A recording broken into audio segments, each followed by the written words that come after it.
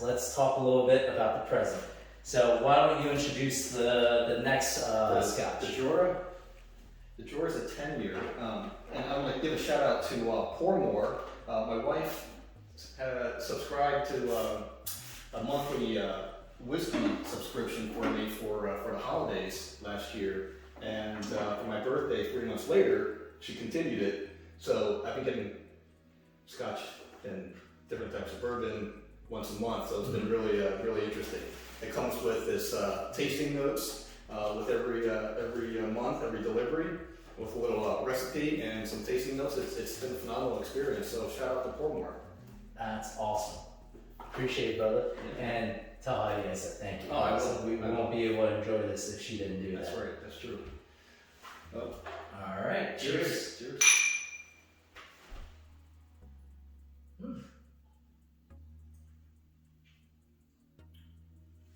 Definitely a little smoother than the other one. Oh yeah, much smoother. I don't really feel any burn on this. Yeah, not at all. It has a little peaty, the smokiness to it. It works very well though. I'm usually not a fan of that smokiness. Mm-hmm. The only other bottle I like is Highland Park. Highland Park does it pretty well. Sure. This seems to go down pretty easy. This goes down very easy. It's very smooth. It has a little hint of the sweetness to it. Yeah. Almost like a caramel flavor. That's right. According to these notes, there are some floral bursts of sweet raisins, dark chocolate, cardamom, a creamy palate of cinnamon, with a dose of sherry at the back end. You know, you might be able to be like an announcer or like a voiceover for tasting or food menus. I think that would be. Well, I've been told that was Phase 4 radio, so. All right. So why don't you tell our audience what you're currently doing, what you're working on, what are maybe some of the challenges you've experienced, but then also like how to overcome it, and some of the more positive notes of, say, being an entrepreneur. Because a lot of times I think there's too many negative feedbacks out there and negative thoughts. I'm a firm believer. It's a little extreme, but it's like everything's your fault in the sense of, you know, you got to take responsibility. If you can't take responsibility, you can't make certain changes. Right. I know that's a different segue, but why don't you tell me about? I really want to call out one of our friends right now about that, but let's do it. No. I'm just saying, like, you know, taking responsibility for yourself is key. Right? Okay. Well, anyway, I work full time at the dental lab as marketing manager and COO. So just daily operations, you know, making sure things are running smoothly. You know, coordinating with your own management team. So it's currently my father, my mom sort of stepped away from the business. You know, they're gearing up towards retirement. So the management team now consists of my father, myself, my younger brother, and his wife. We also recently brought on an administrative coordinator who handles our human resources and payroll, like, you know, accounting. She does our bookkeeping. And more importantly, staying on top of receivables. So that's all, you know, administrative work that it's taken off a lot of weight off of our shoulders. So it's been tremendous in having her, you know, on board. Actually, so that's a great topic. So the two things that pops off from the top of my head, I want to state it before I forget. One is management is a big piece, right? So a lot of times when people are starting to hire people, a couple of things pop into their head. First is the management piece, not really knowing how to manage people, or people thinking that they know how to manage, but everyone leads them at the end. And it's like, a lot of times it's never my fault, right? Kind of thought, right? So what kind of advice do you have on, say, how to manage people? And then also the administrative person that you hire.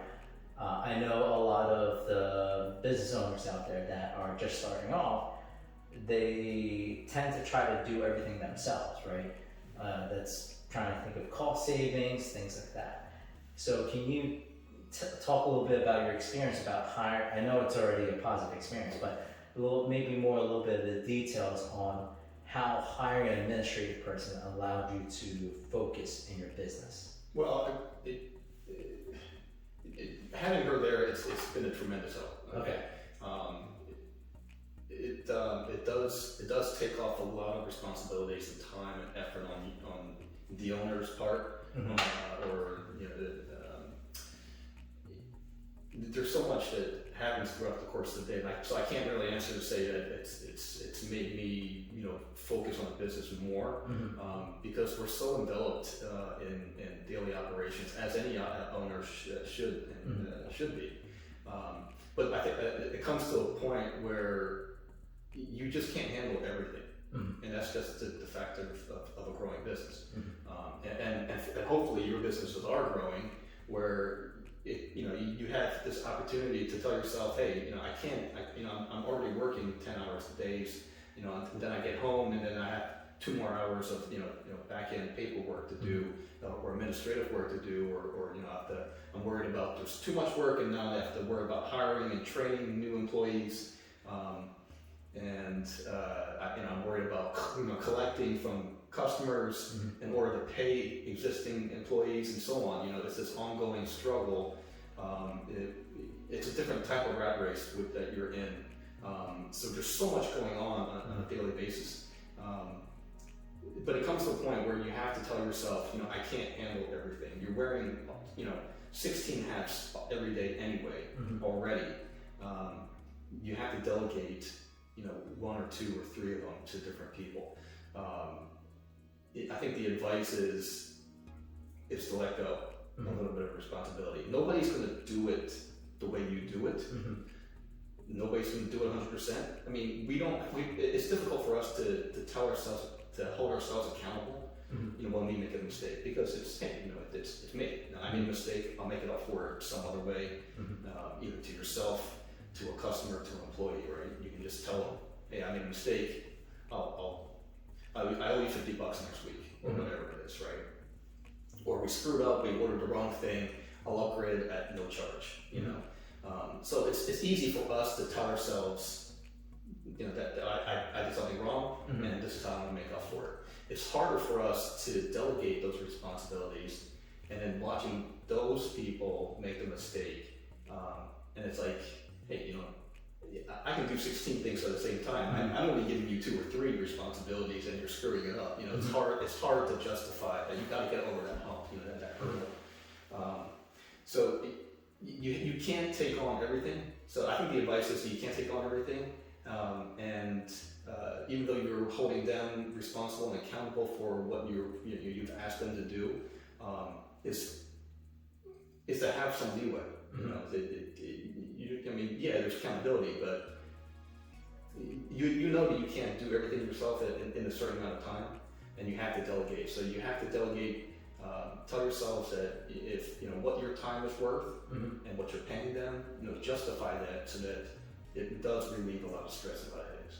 Actually, I think that's a great viewpoint. So, combination of justify, because I know a lot of people, there's a lot of different personalities. Some people look at, say, the strict emotional piece, and other people look at the strict financial piece, right? Sure. So it sounds like that person, the administrative piece, hiring someone like that, not only leaves, say, the emotional piece giving you a better quality of life, but the financial piece also kind of justifying what you're actually worth, your hour, and delegating that task to someone else. Is that accurate? Yeah, that's accurate. Okay, so that leads to the second part of the question of, how to manage people. So how would you manage the administrative piece, and then also your other employees? Is there a certain philosophy that you have on managing people? Yeah, well, first and foremost, just because you have a growing business and you have X amount of employees doesn't mean you're a good leader, doesn't mean that you're a good manager. These are, I think, initially personality traits. You'll see why people follow other people, and you kind of, look at them and see, why are people interested in this person? They could be a horrible performer, but they have a great following.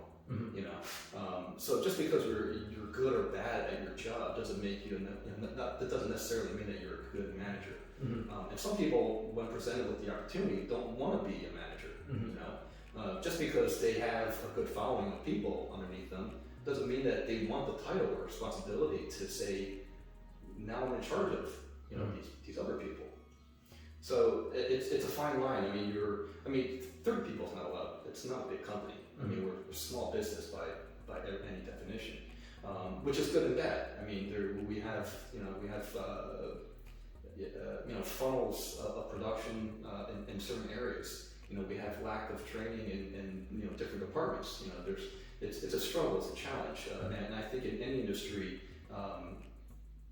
ongoing training is a huge expenditure of time and resources, and that takes up a lot of time and a lot of stress on people.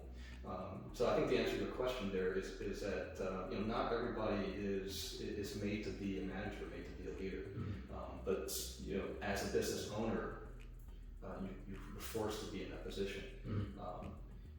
Now that doesn't mean that you have to be a leader. That you could be a poor manager as a business owner, and you'll see that some businesses that attempt to get to that hurdle where they're forced to hire, but they fail, and employees are unhappy, and they go back to they have this rise and they come back down, and they end up being sole proprietors again because they're good at what they do, which is why they're in business, but they can't, and they want to grow, but they don't know how to utilize people to bring out the best in them, to do what that they were hired to do.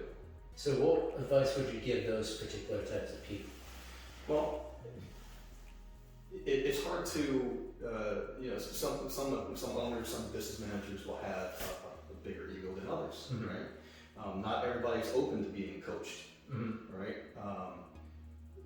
Having that ego I think it's a hurdle to your potential growth. But being humble about it and saying, what, I've tried, I've hired, I hired a foreman, I hired, a contractor to do woodworking. I mean, a carpenter to do woodworking, and then I hired somebody else to do tiling, for example. But they all did a good job, but they didn't stay. Or they underperformed. They were with me for 6 months and they dropped off, for whatever reason.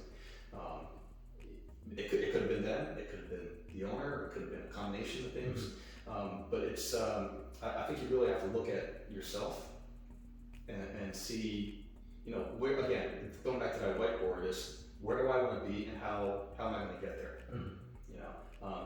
If I tried to get there, with help with other employees and they couldn't get there, is to dissect that and say, it failed because of this. And we'll talk about failure soon. Yeah. That's awesome. Dude, guys, words of wisdom from the Joe Young.